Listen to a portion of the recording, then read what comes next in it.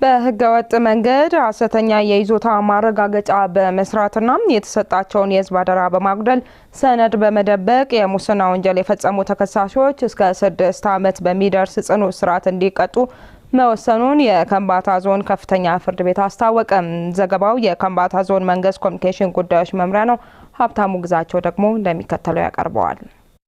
የከምባታ ዞን ከፍተኛ ፍርድ ቤት ሰኔ 11 2017 ዓ.ም በዋለው የወንጀል ችሎት በዞኑ ሽንሽቾ ከተማ ማዘጋጃ ቤታዊ አገልግሎት ጽሕፈት ቤት በተፈጸመ የሙስና ወንጀል ነው ቅጣቱን የወሰነው። ፍርድ ቤቱ አንደኛ ተከሳሽ አቶ ያዕቆብ ወልደሰንበት፣ ሁለተኛ ተከሳሽ አቶ መስፍን ማቴዎስ፣ ሶስተኛ ተከሳሽ አቶ ደስታ ኑራሞ በኢፌድሪ የወንጀል ህግ አንቀጽ 32 ንዑስ አንቀጽ 1 ሀ 33 እና የሙስና ወንጀሎች አዋጅ ቁጥር 881/2007 ዓ.ም አንቀጽ 23 ንዑስ አንቀጽ 2 ሀ የተደነገገውን በመተላለፍ በህገ ወጥ መንገድ ሐሰተኛ ይዞታ ማረጋገጫ ሰነድ በማዘጋጀትና በማጽደቅ የቤት ሽያጭ በመፈጸም ሙስና ፈጽመዋል። በወንጀል ችሎት አንደኛና ሁለተኛ ተከሳሾች በህገ ወጥ መንገድ ሐሰተኛ ይዞታ ማረጋገጫ በማሰራት በአቶ አባይነ አበራና ወይዘሮ ጸጋነሽ ፈለቀ በተባሉ ግለሰቦች ስም በተዘጋጀ የቤት ሽያጭ ውል አቶ ጸጋዬ ወንድሙ ለተባለ ግለሰብ ሸጠዋል ይላል የወንጀል ዝርዝሩ። በወንጀል ክሱ ሶስተኛ ተከሳሽ አቶ ደስታ ኑራሞ የሽንሽቾ ከተማ ማዘጋጃ ቤታዊ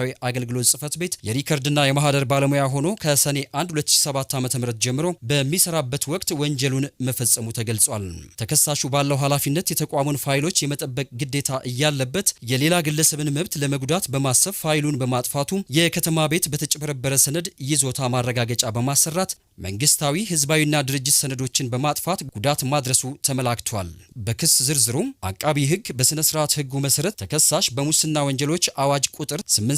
881/2007 ዓ.ም አንቀጽ 24 ንዑስ አንቀጽ 2 ስር 149 ንዑስ 1 ጥፋተኛ መሆኑን በመግለጽ የፍርድ ውሳኔ ሰጥቷል። የከምባታ ዞን ከፍተኛ ፍርድ ቤት በቀን 11/10/2017 ዓ.ም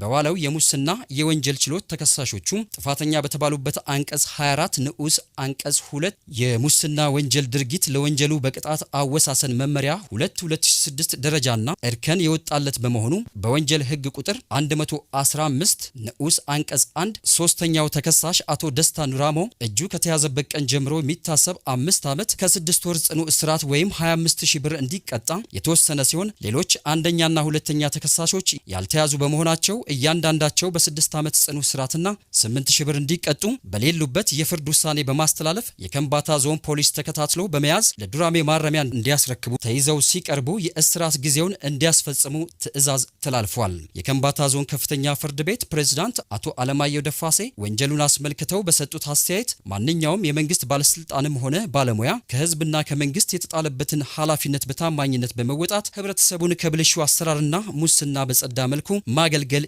ይጠበቅበታል ብለዋል።